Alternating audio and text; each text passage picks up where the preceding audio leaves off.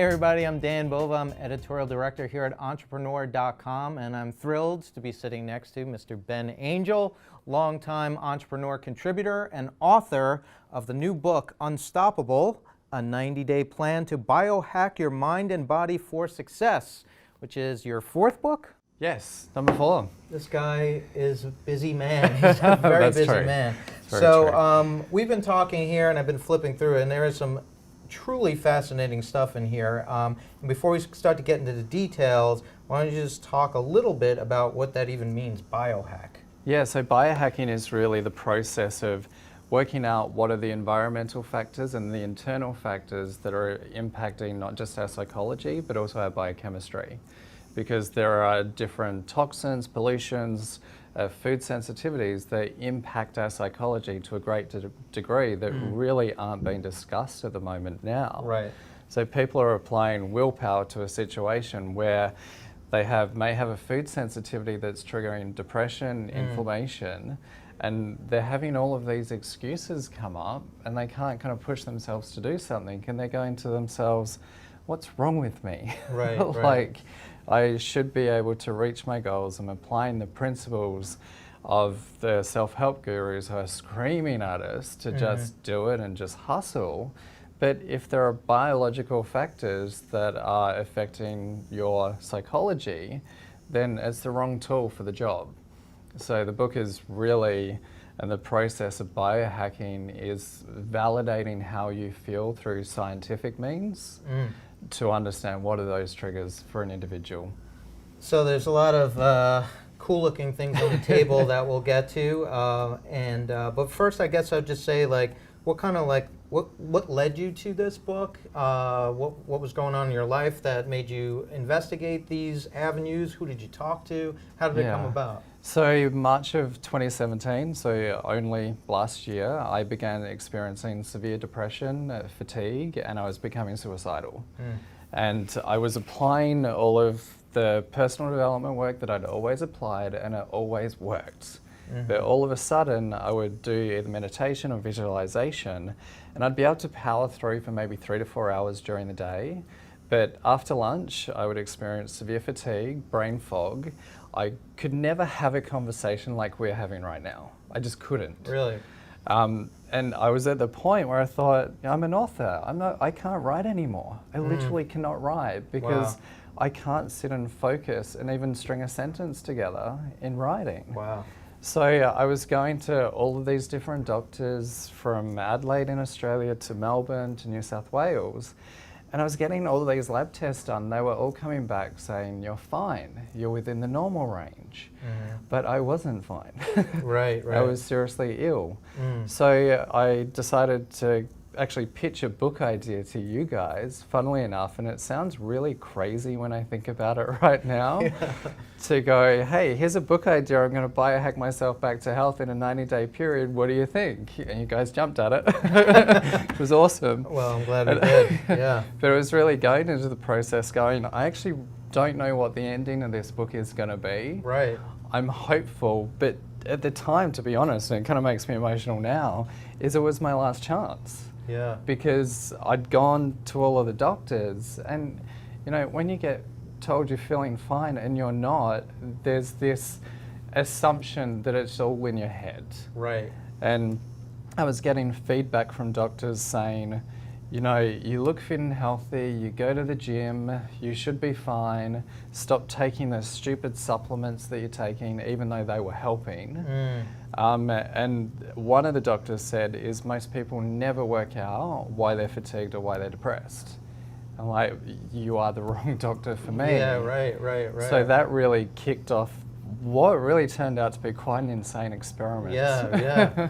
Wow. Well, I mean, that's incredible, and I'm glad, obviously, that things that you learned were able to get you here. And you know, I think that's a good place to say you might be hearing a sort of like noise. It's not a mouse on a respirator somewhere. No. It's these things on your wrist. What do you've got there? Yeah, so these are actually called the touch points. So what the touch points do is they vibrate. So they vibrate between each wrist. So it provides bilateral stimulation. And when we get stressed out, what happens is we go into our primal fear mode. We're in fight or flight. So that actually takes blood away from our prefrontal cortex, which is in charge of identity, personality, rational thinking. So when you switch from rational thought to fear-based mode, you're really not hugely conscious of what's going around you. So you tend to make really irrational decisions. Right. And what I find, if you do actually make that switch, you don't even know that you're making that switch because you're not in the right mindset at the time. Right. So these devices, they're based on science that's based on one of the only successful treatments for PTSD sufferers. So by actually stimulating between the wrists, it calms the primal mind and it kind of gradually puts you back into your front, like the rational thinking mindset. And we did an insane experiment in the book. A friend approached me with thalassophobia. So it's a severe phobia of deep water and even ships. And she actually had to quit one of her jobs because it was at the waterfront.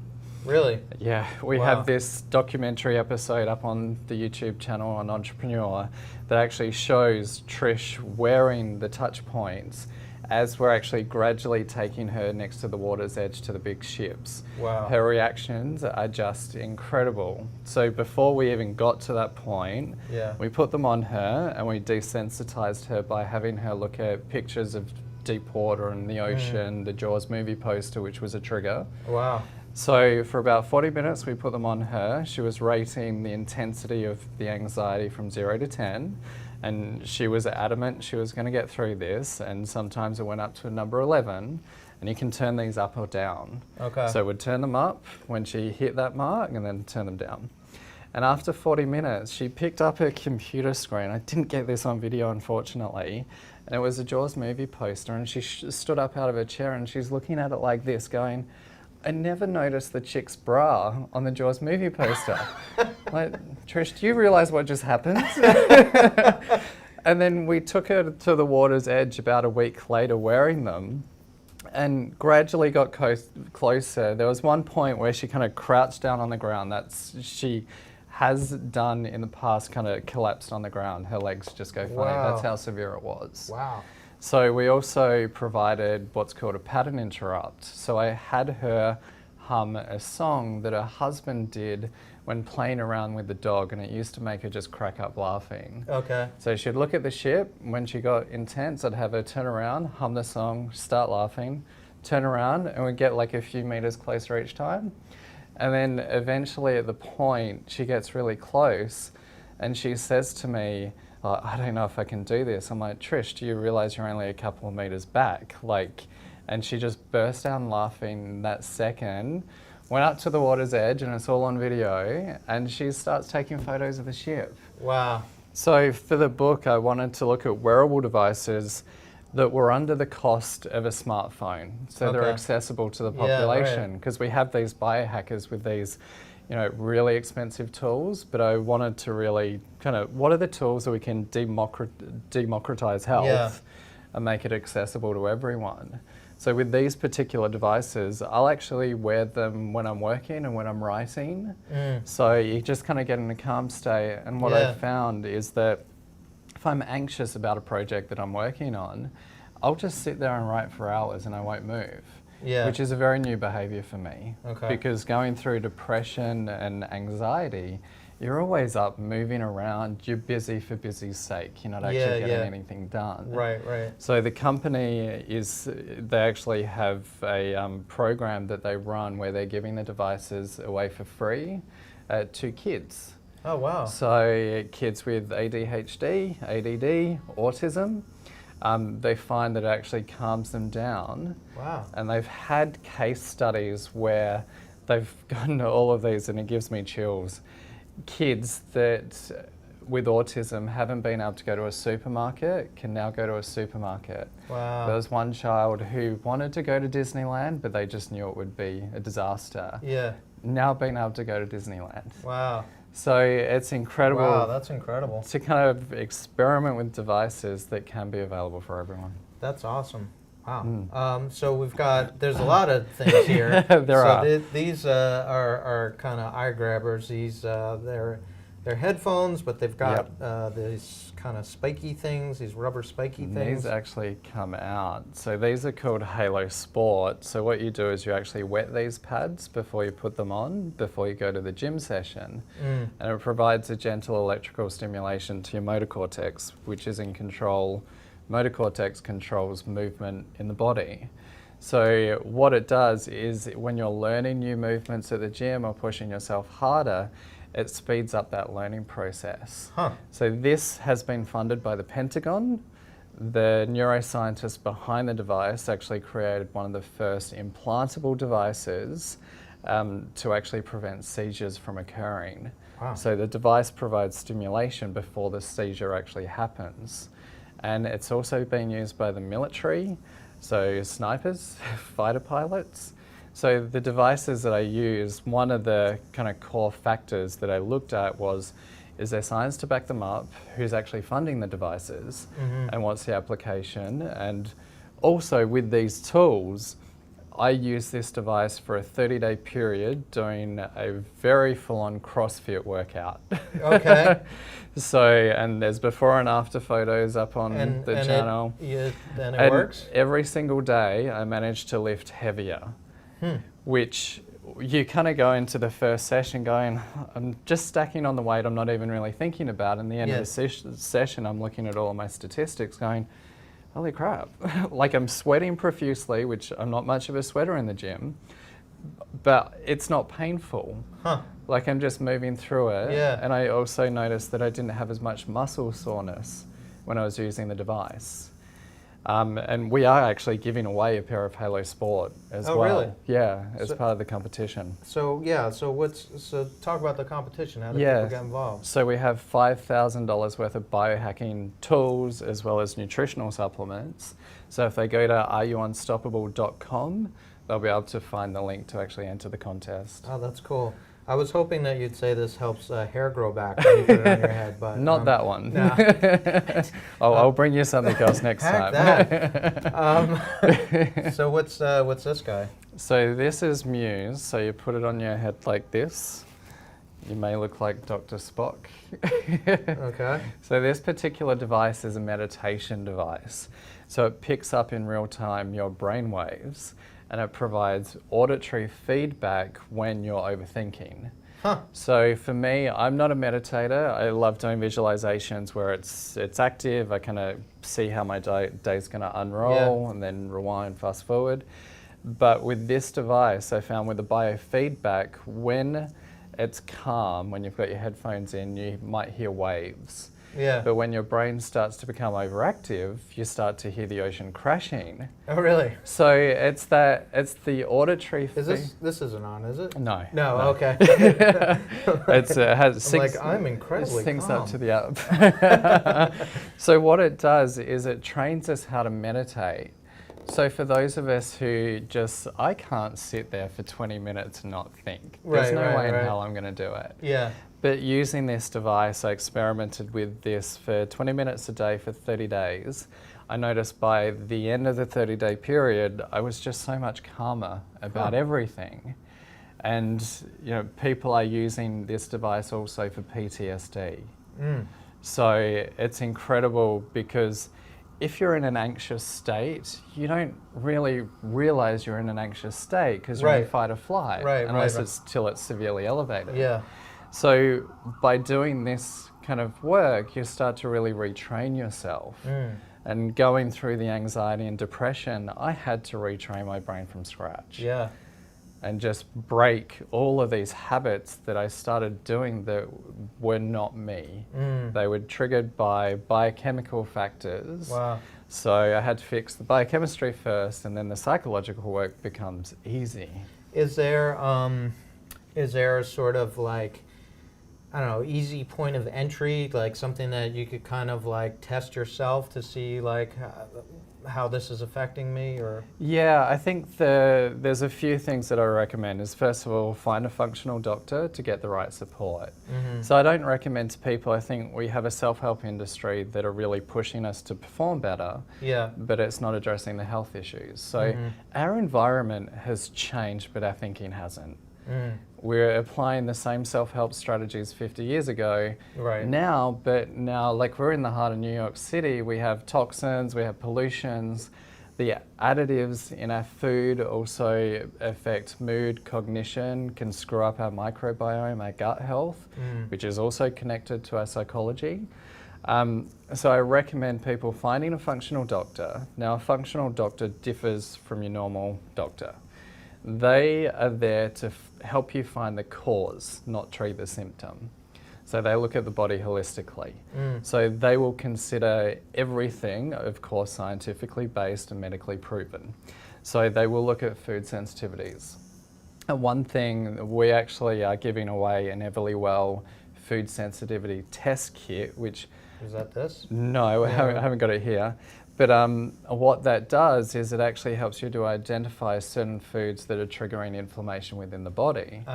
Now, inflammation can be caused by food, additives, medications, but it also could be psychological stress. Right. And when our body gets inflamed, there's also new research and experiments being done with antidepressants that also include anti-inflammatory medication within that, and they're finding those that are taking an antidepressant and it's not working, when they take the anti-inflammatory, they start to see that the symptoms are going away. So when you look at the food that we're eating, the quality of our food, the first start I would say to people is to identify your triggers.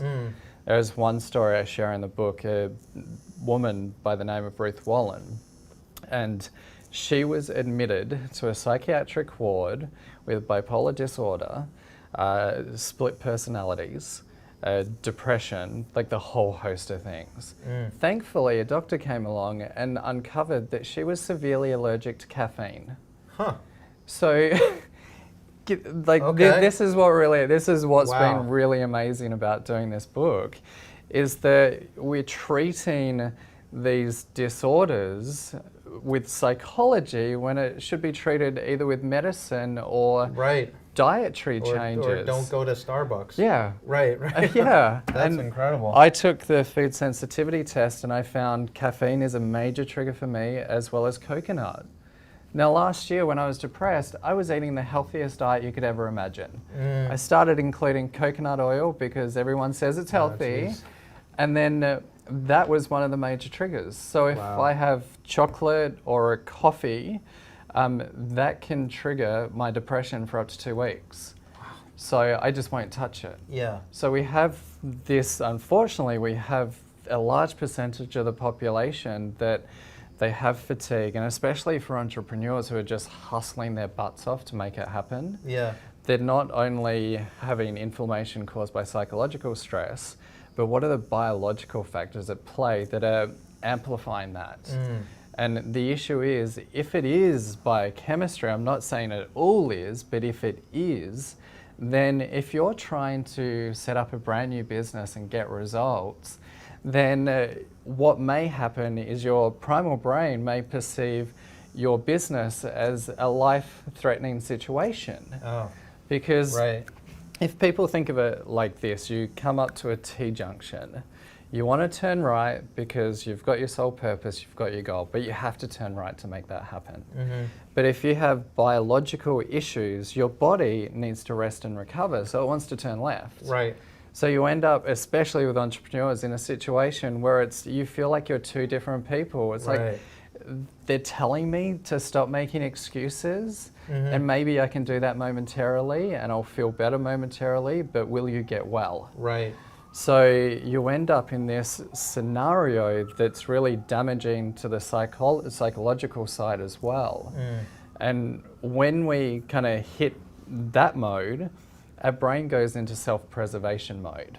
So it has to make executive decisions about where you're going to expend your energy on a daily basis. And your goal and your business just doesn't get a rating. So if you're making excuses, if you're procrastinating, if your ass ends up on the couch multiple times a day, it may not just be the psychological aspect of that, it may be your primal brain is going, I don't have the energy to expend on your goal right now, it's life-threatening. Right. Wow, that's incredible. You could learn a lot from this book, and that was a lot. that's a lot, and but it's I've been before we talked, I was reading a little bit, and it's all very easy to digest and understand. So it's some very cool stuff. And so this could be found on Amazon. Yep, found and the everywhere. Entrepreneur bookstore. And where did you say it was on Amazon? It's launched yesterday. Yeah. So it debuted at number 50 last night, and then went up to number 32, and it hit number 7 in Australia under the entrepreneurship and motivational categories. So that's pretty nice incredible. start. Yeah, pretty good start. So, well, thanks for watching, and Ben, thanks so much for sharing your story and this book. I think it's going to help a lot of people. So Thank you. a lot. Thank you for having me. Thanks. Thanks, Dan.